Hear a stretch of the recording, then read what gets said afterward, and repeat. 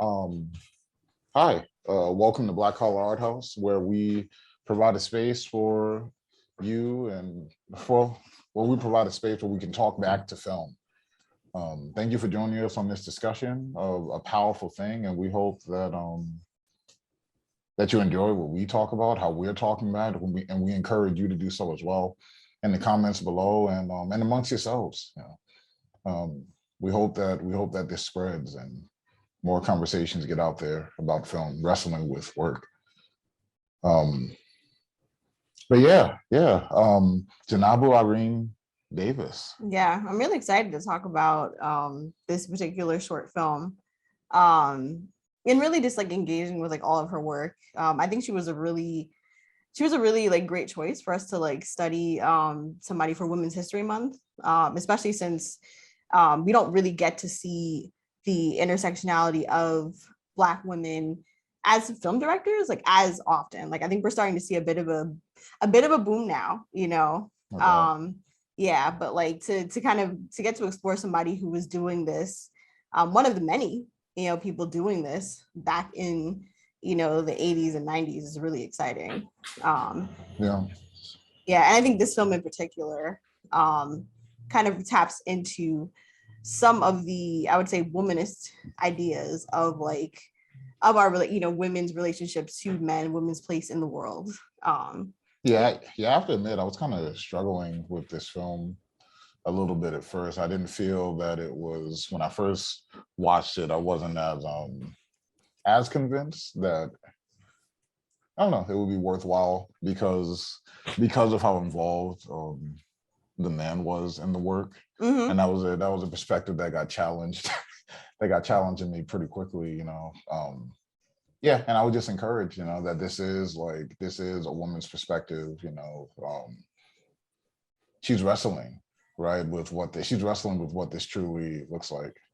And hold on, okay, we're good. Mm-hmm. You can hear me okay, right? I can hear you good. Yep. Okay, yeah. But this is a woman's perspective. She really does um love women and love the perspectives of women, but she also loves men, and she sees that you know, and she sees an importance in relationship there, which really is, core to the Yeah, womanist perspectives. yeah, we're like, Or one of the, one of the cores that you really yeah, see in womanism. Is this like, you know, importance on the relationship between men and women. And more, and of course it's because of the history of being Black in America, and experiencing, both Black men and women experience oppression. And so we have that, that's something that's deeply affected our relationship with each other. And so you can't really deal with really misogyny and like patriarchy without also dealing with white supremacy. right, Yeah. And so like the importance of manhood and like, okay, like where is our relationship with men, is something that's very important. And I think, yeah, as a small side note, a great work is The Color Purple by Alice Walker, like the woman who coined womanism. And in the that book, story, the book. yeah, the book, The Color Purple, not Specify the book. yes, not the film. Sorry, Stephen. But yes, yeah, the book where we see there is a journeying of both both the male and female characters, and it's really interesting. You get to see the reconciliation and redemption of some of characters that are, it's done well. Yeah. And and it was inspiring to have someone that's rooted so deeply in the LA Rebellion. Yes, I love that this short film was kind of my doorway to that piece of history, because that was really interesting. Tyrone, do you want to go a little bit deeper into background there? Oh yeah, I mean For wow, viewers. the LA Rebellion, a time in history from the late 60s to the late 60s, I believe, to the early 90s or late 80s, early 90s. Well, it's yes, yeah. Scholars claim that it stopped. It has not stopped. The LA Rebellion is alive in all of us.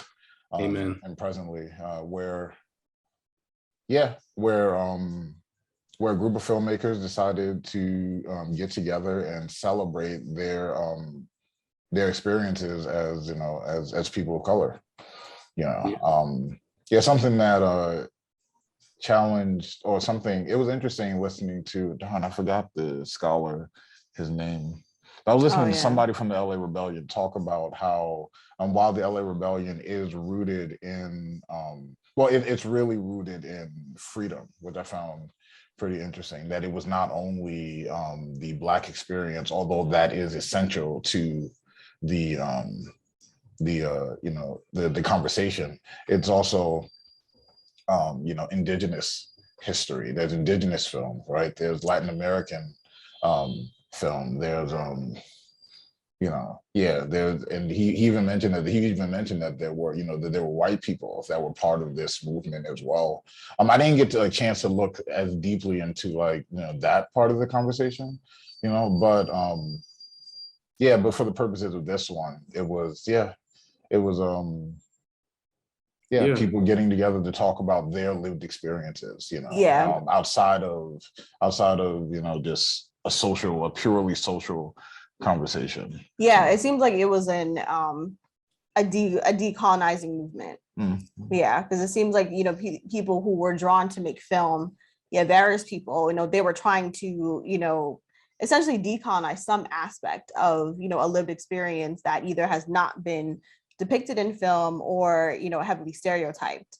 I think an interesting anecdote in an interview with Charles Burnett was somebody had told him after the showing of one of his films, they had no idea that Black people had washing machines, which is very interesting, you know, but he had used that as an example for, you know, here was one small way that his film, you know, just showing Black people in a house, you know, had challenged perspectives, you know, and he I think for himself, you know, and for others, he brought up also like depictions of like the Asian community in film and how, you know, having, you know, various people from, you know, Asian countries being able to tell their own stories also challenged deeply held stereotypes and limited perspectives, you know, of Asian people.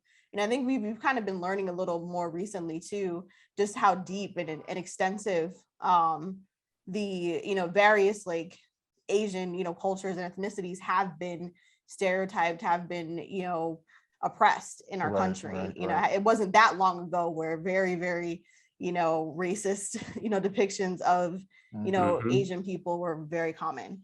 Absolutely. Yeah. So and sorry, a bit of the history with the LA Rebellion. I love that it came from these riots, or these, like, you know, social upheaval that were happening. Riots. Yeah, the Watts riots, or Watts Rebellion, that was happening in the 60s. And from that, you know, from all that anger and social unrest, they chose to portray, you know, life. You know, they turned that anger into something that shows the joy, just the day-to-day lives of people who normally weren't seen in film. So I thought that was really interesting. And you see that perfectly in this short film. I mean, well, even one more thing before like even like that, it's you know, yeah, the ideology, you know, is like so important, but it even played out like so practically in the way that they worked on their films. You know, the idea that there's a sort of like familial relationship with the film, but like everybody that was a part of the LA Rebellion worked on everybody else's films. You know, I know, like, you know, Zainabu, you know, she often talks about her relationship with, it was Julie Dash, and how she would work on her, and, you know, we think like, wow, this is great, you know, to think about that, or we only think about that happened with, you know, maybe, you know, Spielberg and Scorsese, or, you know, what have you, but there is a deep, like, familial, you know, relationship here, you know, a community effort to get these films made because it was that important, because these stories needed to be heard. Yeah, I mean, out of that desperation came like great pieces of art. which I'm excited to talk about. Yeah. Yeah, and starting with the starting with the film, Nora, you did the introduction for the film. Can I ask you, like, why you chose to like do a poem? Yeah. Like, why did you choose to do a poem for the introduction? Yeah, so I wrote a poem because seeing the film, right, and then seeing all of many of Zainab Irene Davis's interviews. Poetry is something that she loves and is very important to her. And I thought that would be a great way to kind of like honor the film, and engaging, and I guess in a way too, speaking back to history, where poetry was something, and it still is, in the form of, rap music and in hip hop and so many other ways. Poetry is something that, is such a rich tradition for us. So it was kind of really cool to see that, see how much poetry was used in the film itself. Yeah. Yeah. But I think yes, that was why I decided to write a poem. Yeah. Yeah. That's awesome. Yeah. Yeah. Wow. First, I said first twice. Yeah, before we get too deep into it, this film can be found currently on the Criterion collection, and or the Criterion channel streaming. First month is free. We highly recommend you go and check out the film after this live stream, or even if you want to to go check it out and then come back and wrestle with our thoughts. Look away right now. I'm surprised how little people know about the Criterion channel. I feel like I'm preaching the good word, because people know about the Criterion collection and they know it's good, and they're just shocked to hear there's a streaming service. I'm like, yeah, it's incredible. So definitely check that out. Yeah. But yeah, wow. Fantastic film. Talking about sex, love, relationships. How are you guys feeling, or how was it? I guess like a sort of overview before we get into more specifics. Like, did you guys have any thoughts you wanted to put out there? I'd say for me, this was it was really cool to see essentially a Black love film told in this way. Like, this is kind of this is before we really get the rise of like the 90s, Black romance films, and essentially seeing the journey of like Black men and women coming together, through the various, things that may have held us apart in the past or continue to hold us apart. So I think it was really cool to see like, oh, here's a Black love story, and in the way that it goes about itself too. Like, yeah, it's so bold. I loved that. I loved how like vulnerable it felt. It wasn't like this kind of Blaxploitation, like just pure passion with no thought put into it. But both of them are just so I don't know, like willing to be tender with each other, and you see them go through the kind of anxieties about it, and it's very pared back, I guess. I don't know. I was just surprised with the subtleties of it. One of the things that stuck out to me was the music. In trying to research this film, I went on this whole journey,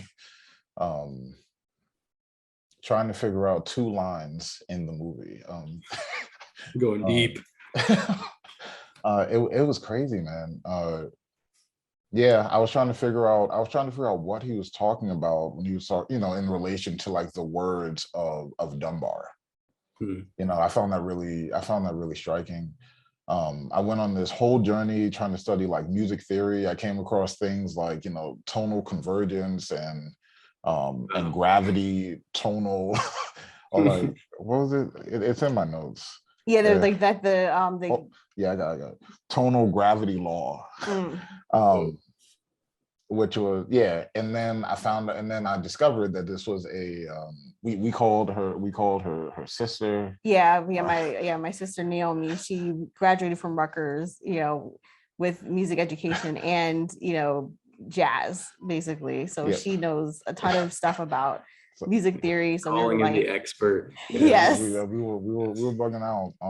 Yeah, so it turned out it was a red herring. And he wasn't really talking about what I thought he was talking about. What I thought he was talking about. But what I did discover is tonal gravity law, which is actually kind of evident in the film through the way that it plays out. Tonal gravity law is basically the idea that you can find your way back home from different keys. Yeah, Right. so from different keys within like a major, or it's basically the idea that like you can start in one particular key, but then essentially go anywhere, and like I think my sister called it, the different notes and places like colors, but then you can always find your way back to the key of the major that you're in. And it's basically the explanation for how jazz operates and how improv operates. And so this guy, it was Ted Dunbar, right? So he was a jazz guitarist who wrote tons of books on tonal convergence. And he was in the 70s. So he was writing. So a different Dunbar. Yes, very. He was talking about Paul Lawrence, but you somehow found a way back to. Well, that's deep. And it was it was fascinating, and I guess like that's someplace that I would want to start off. How do you guys think that perspective is reflective in the film? The idea that you can find your way back home from different points. I mean, the one that stands out to me immediately is that scene where he's driving to her right before the climax, and he's kind of like lost. He's out in the fields. He's playing the saxophone, and then he finds his way to her, and he's telling her about this experience where he's playing the saxophone, and he just feels like he's having, like he's not even there, like he's experiencing something else, right? Or someone else's experience. Like, so in the middle of him being lost, or away from where he wants to be, he's finding his way home in a sense. That's a really good point, because I was going to ask about that part of the film. That was something I hadn't thought too much about, like that there's literally a whole journey that he takes to get to her, and I was like, oh yeah, I wonder what was going on there. But that's a really good point. Because he was lost, but then he was able to like find her, and he kind of goes through, he picks up the corn, he picks up the flowers, he feels connected to his ancestors when he's playing on the bridge. And there is a sense of like wilderness too, because it's all the fields and stuff. I definitely was kind of lost when I first saw the film. So it's like he's going through a mini spiritual journey. Right. And the thing as well, like he has a the journey of the film starts in a bit of a different place, the way I guess like Zainabu decides to focus on a single mother, with no judgment, just just a reality, right? Of this is where this is where we are now. And even more so, she does make a statement. She makes a statement that it's beautiful, that we're here, that it doesn't necessarily matter, what happened to her in this situation. Because it's a norm. It's a norm. Like I think it's reflective of, and she's moving on. And I think it's one, and and it makes so much sense too for a film centered on women's experiences, because especially coming into the rest of the 90s with a lot of the films that do become, very like iconic. Yeah, iconic and mainstream.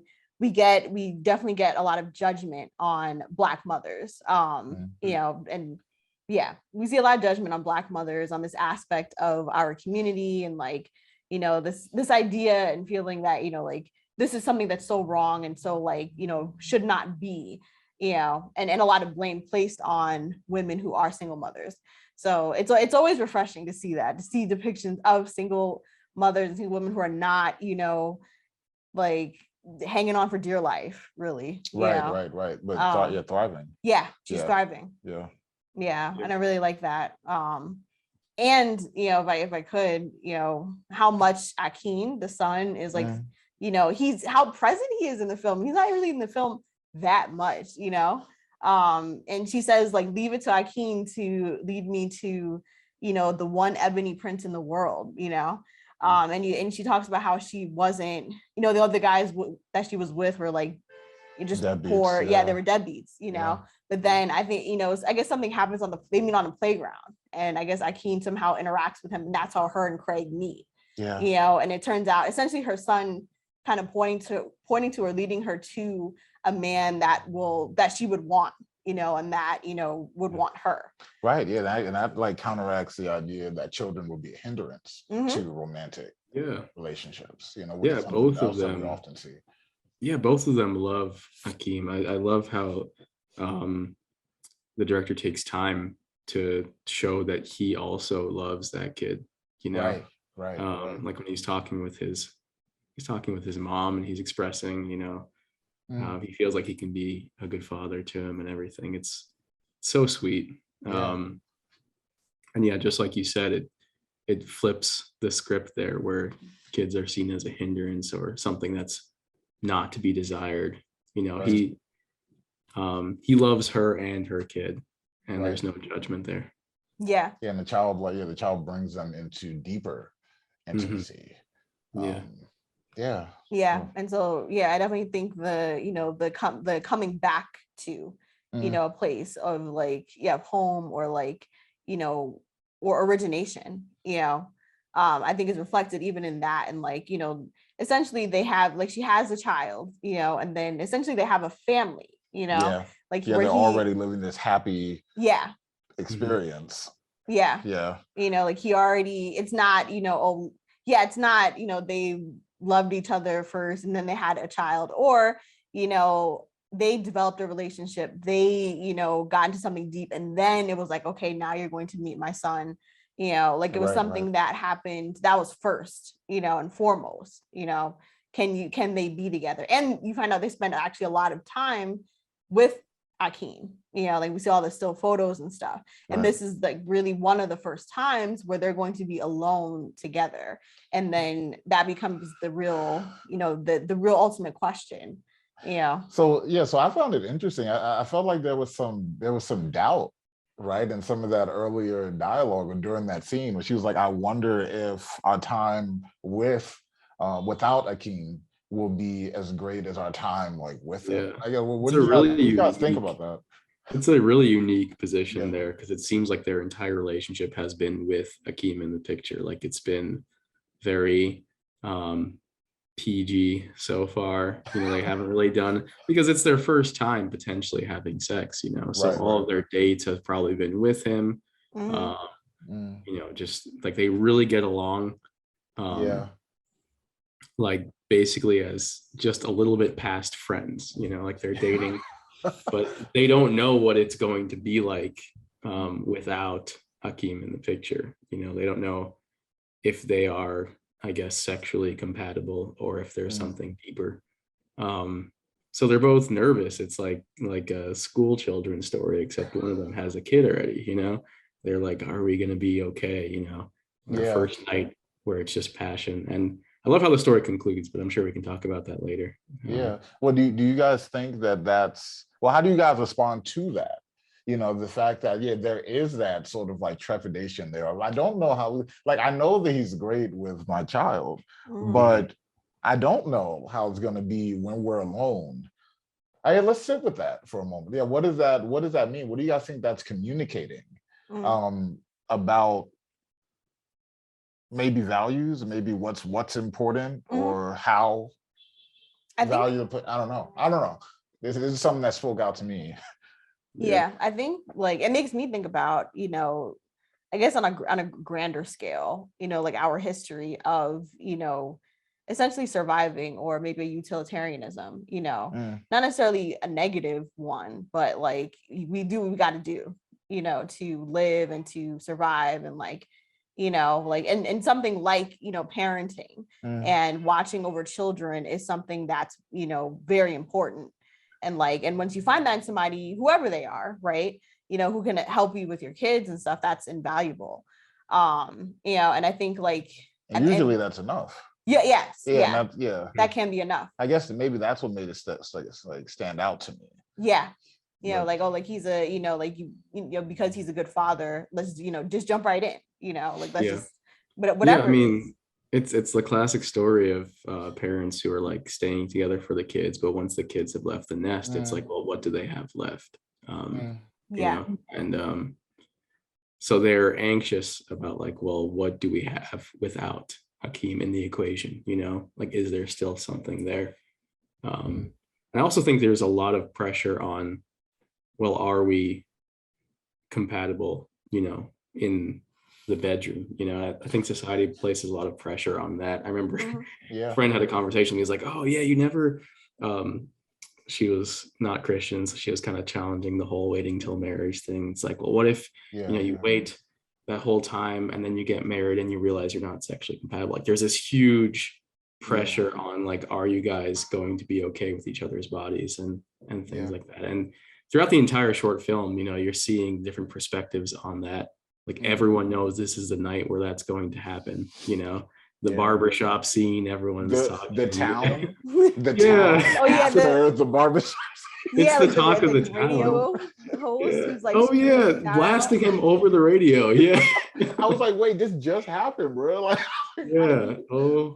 like someone was calling the radio station in that barbershop. Like it was going down tonight. Yeah, exactly. So so much pressure on this. And I just, again, I love the vulnerability of that, where you're seeing both of them kind of fretting about it in their own ways. And it seems like Zainabu is presenting definitely a more mature approach to this conversation, which is like, maybe that stuff doesn't matter. Like it's weird, man. Because it's like because they are intimate, right? Like what she's talking about essentially throughout the film does happen, even if X, Y, and Z. I'll leave that a mystery, but they are intimate. This is a spoiler-free review. You're right. So maybe Zainabu is like, maybe these conversations don't need to be as, maybe she's saying they don't need to be as intense as they are. Or maybe they're saying, or maybe what she's communicating, that this is more than more than enough. Or maybe the relationship between maybe there's something about the relationship, between fire and water. Where like these are both very like powerful entities. And maybe there's something there. Maybe it's, that wasn't a part of like my processing for the work, but maybe. Like I definitely think like, I would even think so, the exploration alone, I think, points to like how like these are things that we think about, and maybe in some of the questions that are asked are important. That it is important to wonder about each other and like what would that be like, and then for him too, he was wondering, well, what it, I want something more than physical. Is that something that she wants? Which is also a really cool thing that we see, like Yasmin is more focused on having sex, because we find, I think in the description of the film it explains that she hasn't had sex since she's had Akeem for 2 years. Yeah, yeah. So yeah, for 2 years. So this is her first time kind of really like, going into that space again.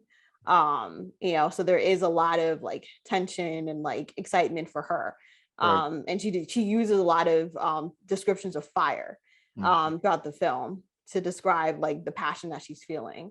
Yeah, and then also questioning too, like, do I love him? And kind of, and it seems like she was tying, her figuring out whether she loved him with, the first time that they'll have sex together. There's even a point where it almost seems like she's trying to convince herself, about the love. Maybe like jumped the gun. I'm thinking about the bathtub scene. But anyway, I'm sorry. Go on. Yeah, I mean, she definitely asks herself, she's not sure about it, and then you see him, saying that basically he wants her to love him.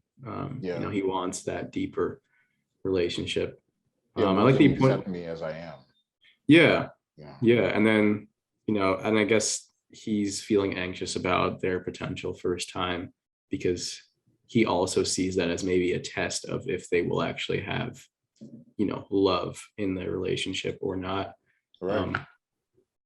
And there's all, these voices from the crowd and like, oh, don't be like a 60-second guy, What's wrong with 60 seconds? 60 seconds. 60 seconds is a long time.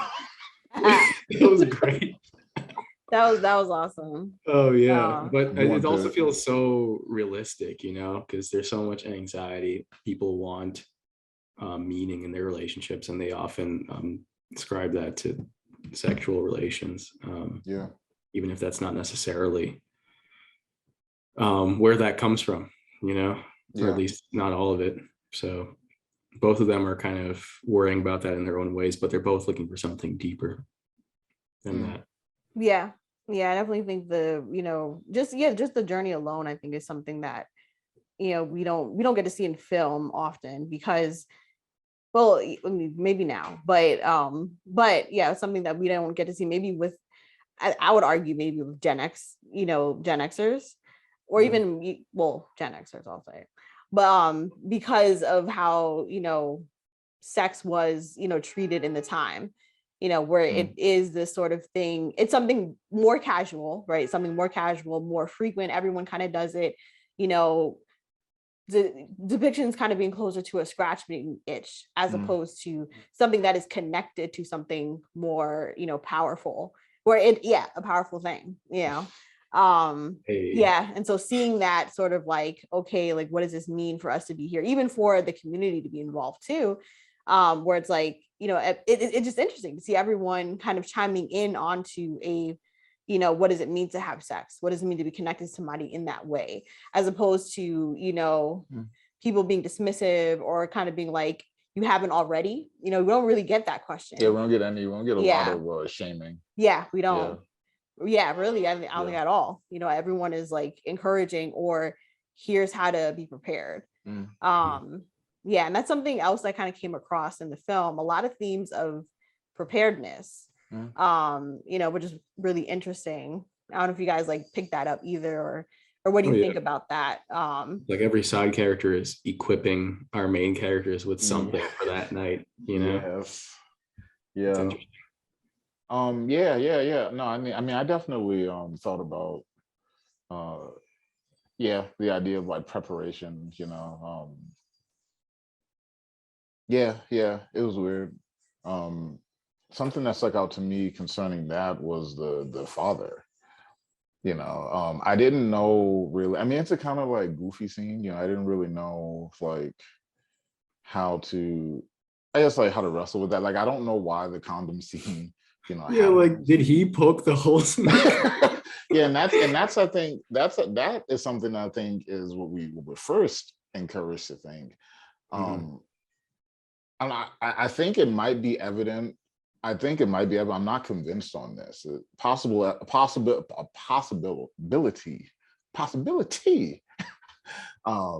that this is evident of a failure in the father. Maybe to some degree he didn't prepare his daughter well. That's what I first thought. Then I kind of jumped to it's possible. I mean, this is a little bit more intense in my head now, but the idea that what happened to the condom could be reflective of the man she slept with, like Akeen's father. You know, and the idea that it's possible maybe that he did something. It could be just a mistake. But I was like, I did think it was like kind of strange. I thought it was kind of strange that he didn't know that there were holes in it. I guess people don't know. Maybe it's a generational thing as well. You know, the idea of something just being like, sort of, oh, you just have it lying around, right? And but you don't really like spend that much time, like, essentially like the right thing to do, but it's not there's not too much like preparation that goes, like he didn't like go out and like purchase condoms for his daughter's boyfriend. Like he just had them. He just had them lying, some like expired condoms in like shelves somewhere. Weird thing. I don't know. I definitely felt like it was more of a fate conversation, or a fate sort of thing, because like, I mean, especially with like I would say with holes in the condom, like majority of the time you would have to test to make sure there's no hole, it does indicate, typically indicate, something lying around, something that's, maybe even possibly defective. We know they're not, fully, foolproof. It's 1991. Yeah. And so and I think quality is different. Yeah. And I think that with the way the film goes, and even the song, in the beginning and the end, and we get more lyrics, but there is a lot more focus of like, okay, do you have this, are you doing this? And I felt like the condom was more so of an indication of Yasmin's preparedness. Like Akeen is not a mistake in the sense of like she didn't have enough knowledge, like she came prepared, and then there was a hole, and there was Akeen was always coming. Yes, he was always coming. He is not a reflection of anyone's like poor decisions. He's here, and so I think that's also why it's more of a joke, the scene, where she's like, are these gonna work, because they didn't, this didn't work last time, because it's like, she was prepared, he's here, that it's no one's fault. He's an integral part of the story. Like he brings them together. If he was not there, then she would not have found this prince. So I like that reading of fate. It's good. It's good. I want to jump back to fire and water, maybe more particular, a little more focus on water, because I had thought it was pretty interesting that in the end of the film, she talks about how she was kind of expecting or wanting like the fire of like passion, right? But she discovers the power of water, and the way that water kind of like the way that how powerful water can be, and this idea of something something like smoother or even more gradual, which I think it was a great explanation, or even the depiction of how their intimate time together, where they weren't having sex, but they were still making out or whatever. And like it made me think about basically the Yoruba goddess of water and love, Ocean. And I saw in the credits that the song that is played during her when she's praying at her altar is a song for Oshun. So she was essentially praying to the goddess of like love and love, water. She's connected to Yamaya, who is also the goddess of motherhood. And so she's kind of like, she's looking to guidance for this. And this is kind of like what she finds. And I thought that was like really interesting. And that being a contrast to a lot of descriptions of fire, which is a male god in the Yoruba culture as well. Though I didn't go too much into like what that may specifically mean for the story, but I did find that interesting that this is where she finds herself. In the space of of a combination of motherhood, passion, and love. Yeah, because in the end, she realizes it was because they didn't specifically have sex and they had this intimate time together that she knew, that she loved him. Yeah. Yeah. So I think that was really interesting. I was like, oh wow. Yeah. Yeah, that's good. That's yeah. good. Yeah. Yeah. What did you guys think about her Craig's mother? I think that was really interesting. Or she was an interesting character. Speaking Yeah, of I loved preparedness. I loved how close, I guess both scenes with parents showed like closeness, which was really refreshing to see. Just how there wasn't any like hints of trauma or anything. Like they just genuinely got along. Like he loved his mom. Right? Like they were just having a really chill conversation. She was offering him the willow bark tea. He was like, "Oh, the last time you gave me that." Yeah, I think she continues the themes of people like preparing our main characters for their night in different ways. Yeah. What do you guys think? I really liked Craig's mom. I thought it was like, I did like how intimate they were. I love that she was so involved in his like sexual life, and particularly that he saw that as a positive. Yeah. Right, like he didn't resent his mom because he didn't say like, "Oh, that's gross, mom," or anything. Yeah, or like stop giving me the tea, which which we found out that the tea actually calms you down. Yeah. You too. So yeah, it hinders sexual desire. Yes. Don't demonetize. Yeah, so it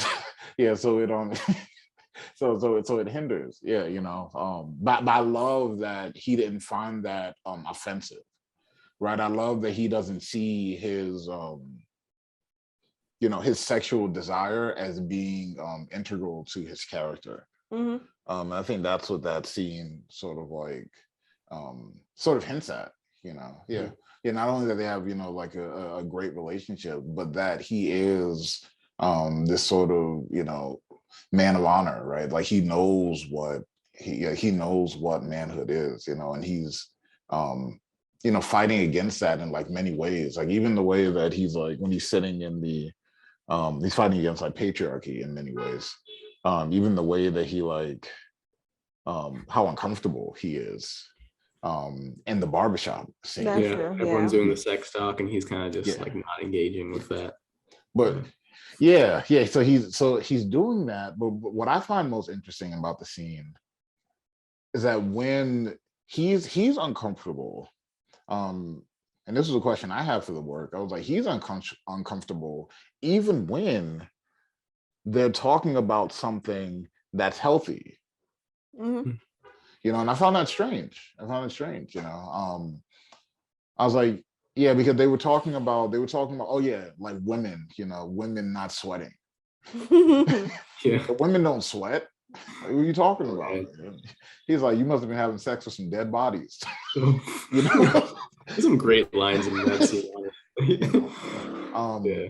But I'm like, but we see in that scene that Craig is actually he's a little bit uncomfortable, and that's like maybe there's things. I mean, I don't mean to shift. I hope I answered your question, but I don't mean to shift off. But I guess like, what do you think is being said about like masculinity, sort of like in that moment, or like men in relation to sex?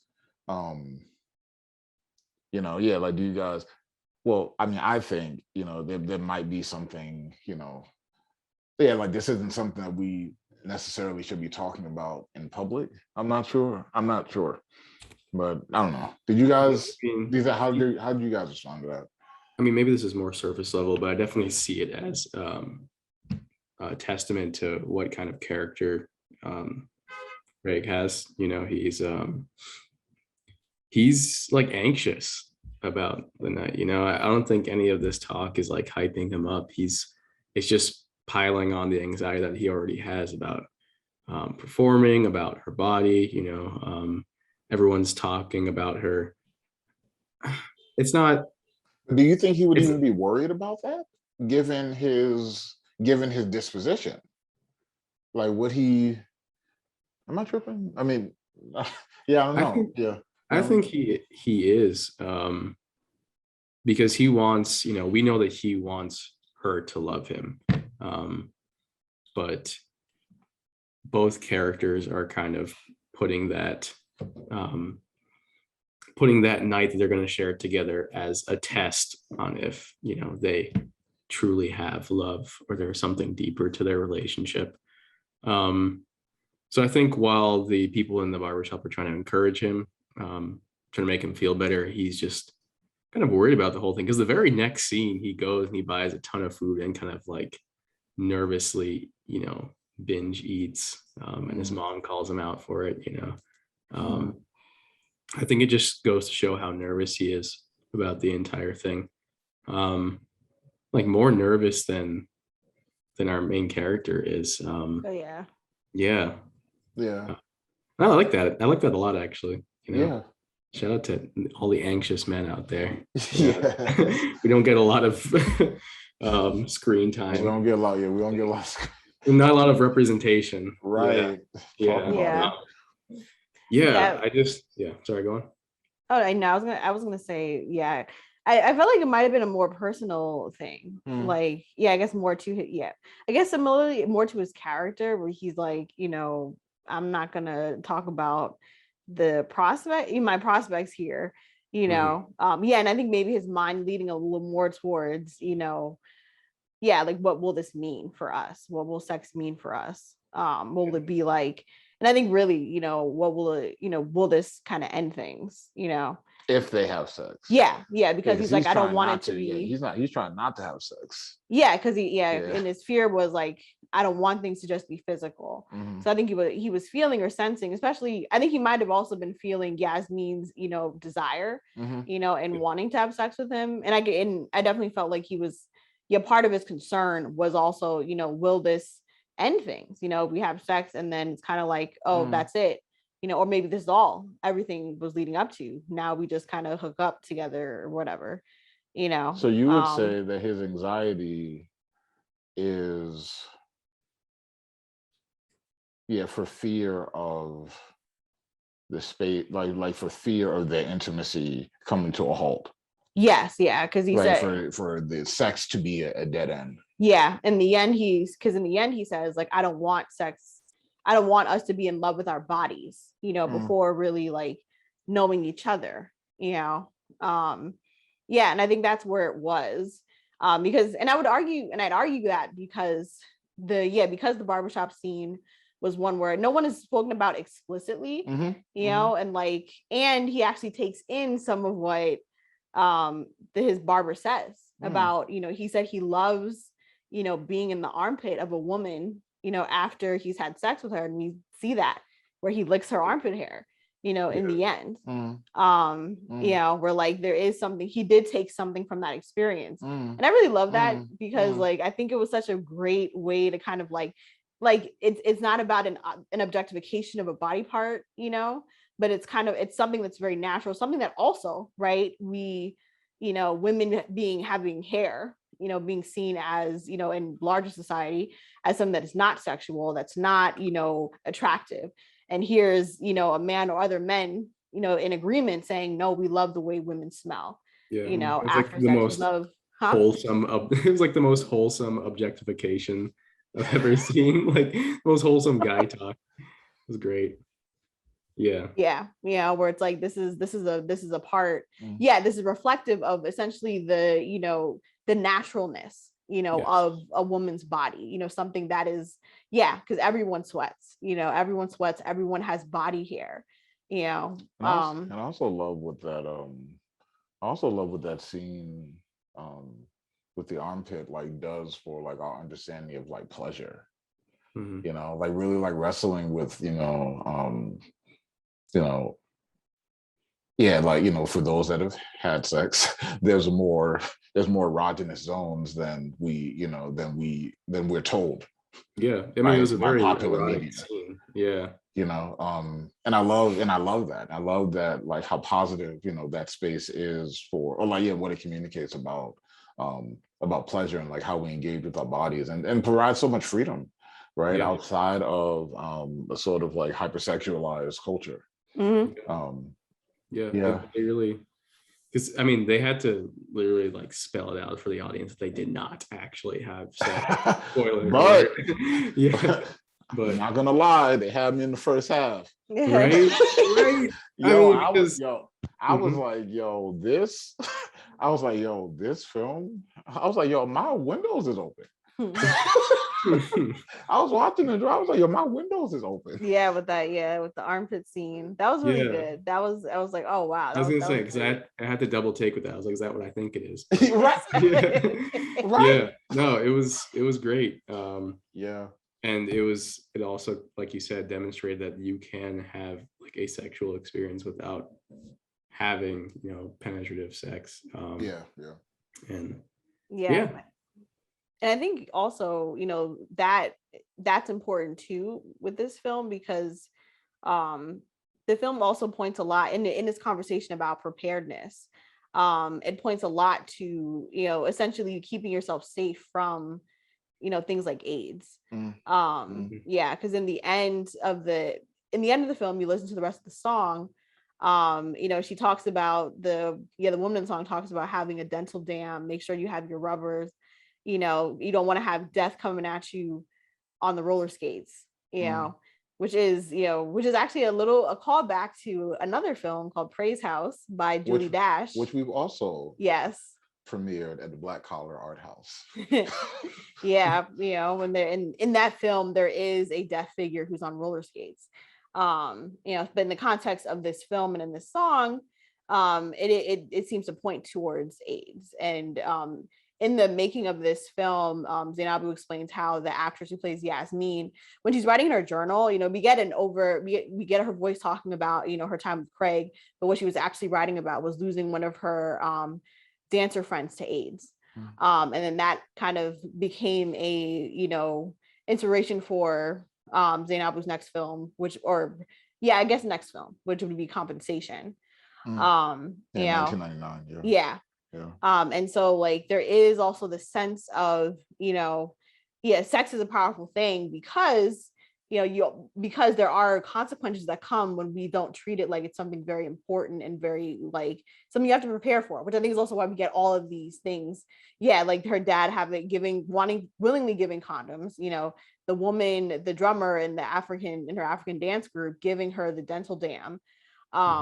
There's all these things where people are like, here, and she says specifically to her, like, just because we're living in dangerous times, doesn't mean that like we can't, have sex and have, basically a good time. Yeah. So I think the film, what was very present with the film, is, the fact that like, AIDS was something that was happening and people were losing their lives to this, so now more than ever, it's important for us to be prepared. yeah, Yeah. So I thought that was also a really interesting context that the film was situated in. yeah. It's a good historical context there because, completely different time with how people engaged with that. Something that's easy to miss now. Yeah. It was Yeah. interesting in an interview hearing her call it a pandemic, Wow. which he's right. Wow. It was. Yeah. Although, we know, many of the ways that it was, tried to be labeled as, not a pandemic or a pandemic only for those who are living, these, particular lifestyles. Mhm. And all the homophobia like surrounding that. Mhm. But as an interesting side note, she mentions how Paul Laurence Dunbar, the poet, had also, I think he had died. I forgot what disease it was, but essentially when he had died, there was also a pandemic like happening. And so she decided to do her next film Compensation based on one of his poems. But yeah, I wanted to like basically at like, I guess, talk about some of the poetry in the film, because there's a lot of it. Yeah, and like, yeah, like 2 poems by Paul Laurence Dunbar, I believe, and then 1 poem by Rita Dove. Yeah, and I guess what did you think about how poetry was used in the film, or he really like blended, into like the script? Yeah, so I think it really it was so natural how it was included, to the point where sometimes I wasn't sure if it was, the original dialogue or if it was someone's poem. It just kind of was interwoven throughout and kind of just flowed from one poem to the next to dialogue. It was like an integral part of the experience. And I think it goes to show how intentional the filmmaker was about demonstrating a lot of different cultural touchstones of that moment, because with the music, and even at one point while he's about to play a saxophone, he's saying, I want to make notes like Dunbar's words, talking about the poetry of Paul Laurence Dunbar. There's just such an intersection of different art forms that was all part of Black culture in America. So it's like you can't have this talk about sex and romance and relationships without including all these other forms of expression. Like that. Yeah, like I think 2 of the poems that I really had like, all right, well, we see 2 poems in that intimacy scene. We have one called Songs by Paul Laurence Dunbar and another called Flirtation by Rita Dove.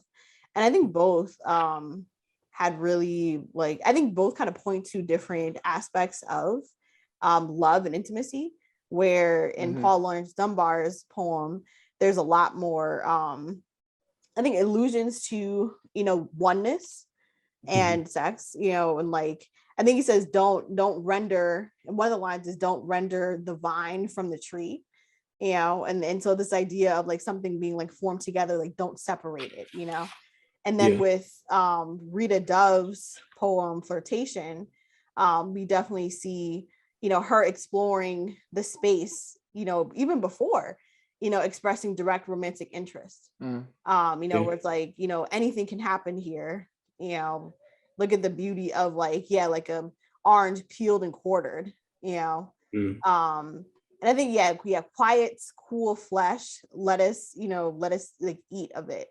where it's like taking and enjoying in like, quietness and like maybe that space that can exist there. So I think they like, I think, she really uses these 2 poems to kind of capture ultimately, what is that space in between, what is the space in between, like getting to know each other and then coming together, like, ultimately physically. And that place is beautiful. The entire film is that space in between, that moment right before that culmination, or the climax of their romance. And everyone has their different ideas about it, and there's so much of the culture involved in it. The shout out to music. I mean, part of him playing the saxophone, that's kind of, she tells him to bring the saxophone, right? Like that was her on the phone. I don't know. No, that wasn't her on the phone. Yeah, I think it was something else he was. Yeah, because he was like, oh, like, tomorrow. Okay, cool. Yeah, because they couldn't reach each other on the phone, which is, a whole other thing about tension. But but he just brings it. Yeah, I mean, music is so involved. At the bar scene, they're like, "Oh, play Dexter Gordon." All the ladies love Dexter Gordon. He's like this, lift him up. He's like this jazz musician. So, there's just the cross of so many different forms of art, and how they're all related to, like this moment right before, where they're drawing each other closer. So, I really enjoyed this. It's a great. I did want to say before we end, another example of the coming back to a space I think we get a lot of examples of African American culture and like African culture, where Yasmin is like representative, like she's Afrocentric. You know, every time we see her, the majority of music that's played is, you know, music, you know, from like djembe drums or like traditional African, you know, music. Right. And then with Craig, we hear, you know, jazz music or some funk songs and like contemporary songs. And I felt like both of them kind of represented this, you know, almost like past meeting present, or even past meeting past, because of jazz music also being a, you know, a part of the past. But yeah, but basically, you know, the culture of, you know, African American culture and then African culture, and this sort of like meeting and coming back to, you know, where it's like, oh, we both are kind of finding our way, you know, back to this place where we are connected, you know, and we are like, yeah, we're connected, and recognizing the ways that we are connected to each other. Right. Yeah, like I also felt like that was something that really spoke to me from the film. Where not only is it about, you know, like you know, a man and a woman, you know, coming together, Black men, Black women, you know, finding a way back, you know, through everything we've gone through historically in this country, but also our identities, you know, as, you know, like people who are descended from Africa and like the culture we made for ourselves. Yeah, what does it mean when we converge these, we connect these things together? Right. Yeah. Wow. Yeah. Awesome. Yeah, well, I love how holistic those 53 odd minutes felt. Just so much packed in. Right. But yeah, I enjoyed breaking it down with you guys. And Tyrone, you want to say anything else before we close out? First and foremost, forgive us our technical difficulties. We'll put something in post, you know, just, some like aesthetic anime scenes or something. Yes. Thank you guys for joining us. This is what we do, you know. We have conversations, and we make space for you guys to have conversation as well. Hopefully this has made you think a little bit. Hopefully it's made you want to get out and, you know, and find some films and talk about it with your friends and family, and really dig into the work. Because we exist to fight against consumptions or merely consumption of work. You know, if we will consume, we have to converse. Yeah, that's all I'd like to leave with you guys tonight. Happy Women's History Month, and join us next month as we explore another film. We may even, we will definitely in the future be thinking about television. If you want a nice recommendation for Women's History Month concerning television, we're actually checking out Dare Me, which is on Netflix.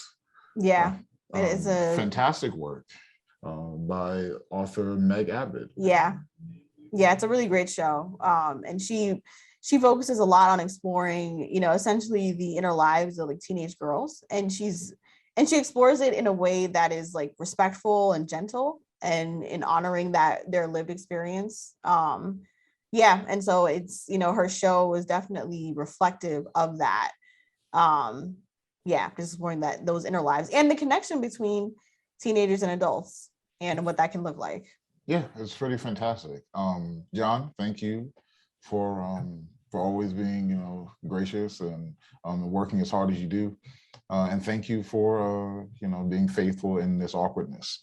Thank you guys for having me. It's always great breaking things down with you. It's great to have different perspectives.